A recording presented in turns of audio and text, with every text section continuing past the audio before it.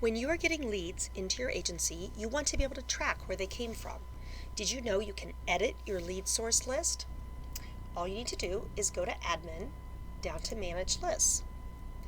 Go up here to the list type, scroll down to Lead Source. Here you can add to those lead sources. So for instance, maybe you have a website and you're getting leads from your website. You can save that. Let's do another one. You can delete it there.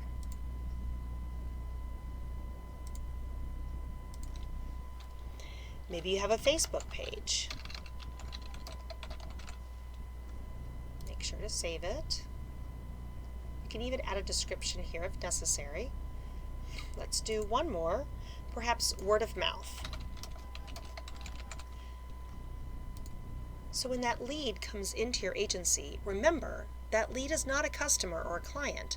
It's a potential booking. It's a possible reservation. So now, when I go to set up the lead, new lead, lead has come in. I'm getting ready to assign the lead to one of my agents. And where did that lead come from? What was the source? It was from our website.